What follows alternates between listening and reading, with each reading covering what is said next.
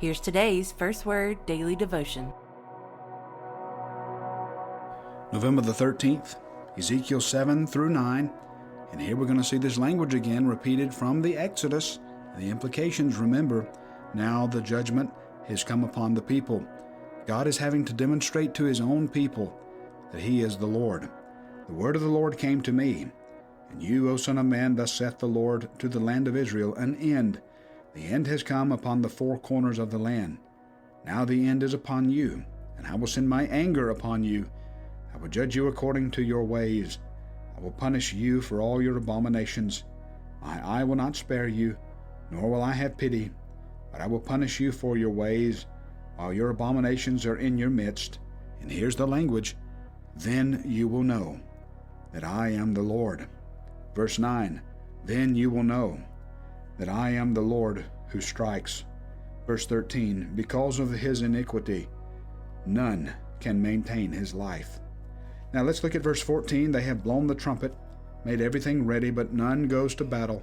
For my wrath is upon all their multitude. The sword is without, pestilence and famine are within. He who is in the field dies by the sword, and him who is in the city famine and pestilence devour.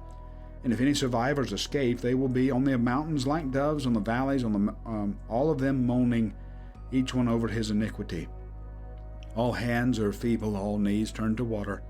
They put on sackcloth, and horror covers them. Shame is on all faces, baldness on all their heads. They cast their silver into the streets. Their gold is like an unclean thing. Their silver and gold are not able to deliver them in the day of the wrath of the Lord. Verse 27. The king mourns. The prince is wrapped in despair. The hands of the people of the land are paralyzed by terror. According to their way, I will do to them, and according to their judgments, I will judge them. And here's the word again, and they shall know that I am the Lord. Let's look at chapter 8 then. Chapter 8 is a reminder, especially at verse 12, that there are no secret sins. God sees everything. Remember that. You who think you can get away, you who think that sin is solitary, no one knows. Well, God knows. And God judges. And his judgments are not always seen. Sometimes that judgment can come in our disposition, can change our disposition. Certain patterns of behavior, patterns of sin, can turn us and turns us from within, so that we are even unrecognizable. Maybe that outburst that you have is a symptom of a secret sin. The point is that there are no secret sins. God sees all. Verse 12, Then he said to me, Son of man, have you seen what the elders of the house of Israel are doing in the dark, each in his room of pictures? For they say, The Lord does not see us. The Lord has forsaken the land. He said also to me, You will see still greater abominations that they commit.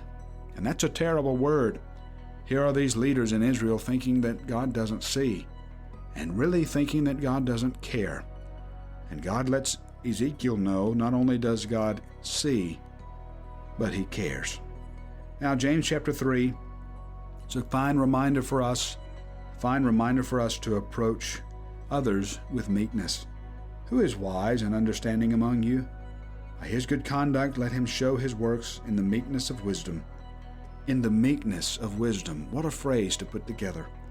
But if you have bitter jealousy and selfish ambition in your hearts, don't boast. Be false to the truth. This is not the wisdom that comes down from above, but is earthly, unspiritual, and demonic.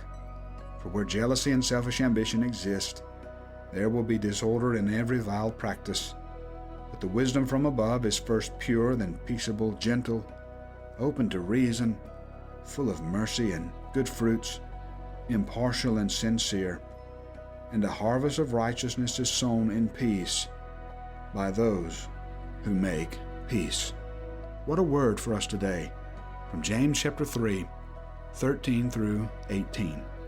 Psalm 119 then, let's continue our Hebrew lesson for today.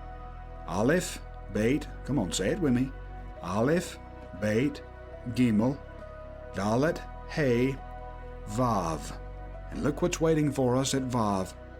Let your steadfast love come to me, O Lord, your salvation according to your promise.